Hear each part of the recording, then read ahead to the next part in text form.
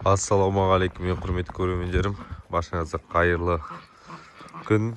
Бүгін тауықтарымыз, құстарымыз, инді үйректердің барлығы алғашқы қарда далаға шығарып.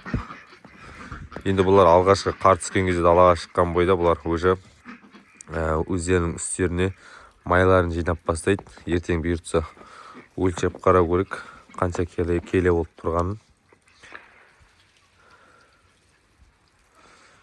Сосын бір үйлі сұрап отыр, Дакан қайда деп.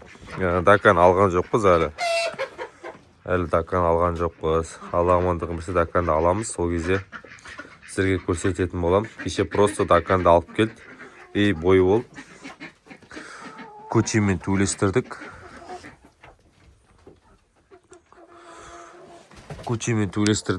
Мына екеуімен. Енді анау таяй жеп қалды қара. Сразу. Семіздіктен ба, білмеймін. Анау кішкене төлесті әйтеуір көчейін.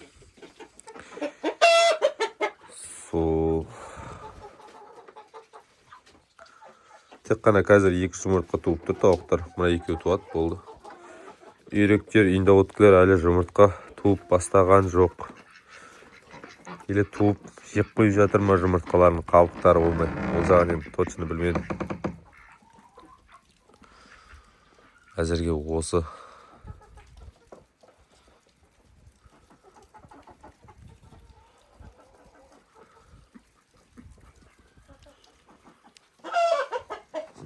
Бұлар есіктен шықпайды ғой.